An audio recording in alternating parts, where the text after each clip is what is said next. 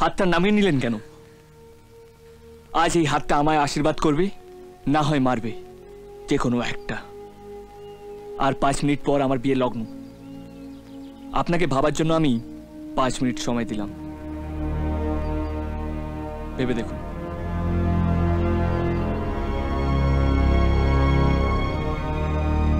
ভালো বাঁশটা দিলেন তো।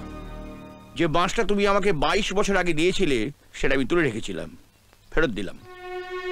তুমি যেদিন জোর করে আমার মেয়েকে তুলে নিয়ে গিয়ে তাকে বিয়ে করেছিলে, আমারও তোমার মতো রাগ হয়েছিল। ভেবেছিলাম তোমাকে আমি খুন করে ফেলবো। হ্যাঁ, কিন্তু আজ বাবা থেকে দাদু হওয়ার পর বুঝতে পারছি এই রাগের কোনো মানেই হয় না। ভালোবাসা রাগের থেকে অনেক বড়। আর তাই এদের দুজনকে আমি মিলিয়ে দিলাম।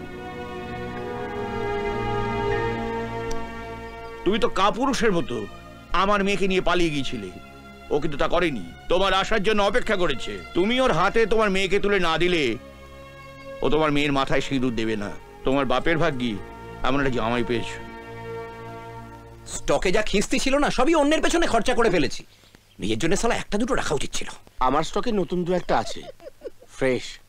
ধার নেবেন? আপনি এখনো জাননি? ছেলের বিয়ে দেখবো বলে রয়ে গেলাম। ছেলে?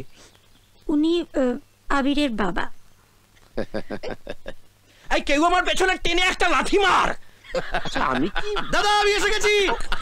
এই সরে যাও সরে যাও সরে যাও সরে যাও। দাদা ওই যে কানা পদ দেখি আনছি। না দাদা আমি কানা নই। এই যে এই ছেলের বাড়ি থেকে তত্ত্ব নিয়ে এলাম। নোস না, তুই চোখ পেলি কোথায়? ভূতে নিয়ে চলে গেছিল, তারপরে ভগবানে ফেরত দিল।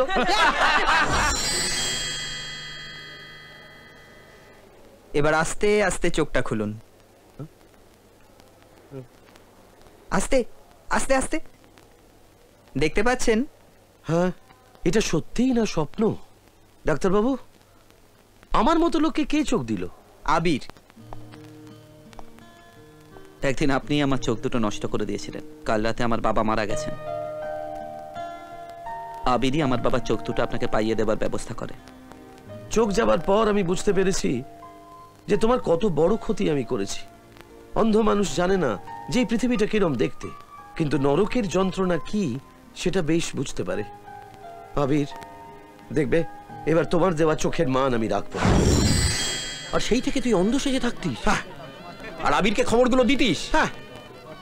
মানে পূজাকে যে আমি ওর দাদুর বাড়ি রেখেছিলাম সেই খবরটা তুই আবিরকে দিয়েছিলি? হ্যাঁ। তাহলে তো পারোয়ানা পূর্ণ করেই ফেলেছ। আর চারানা বাকি থাকে কেন? যাও তত্ত্ব নিয়ে ভেতরে যাও। চলুন যা।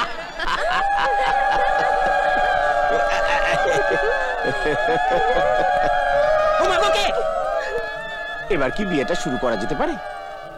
বাঁশ যখন চাটাচ্ছ না তখন আর ঠেকাচ্ছে কে? চলুন।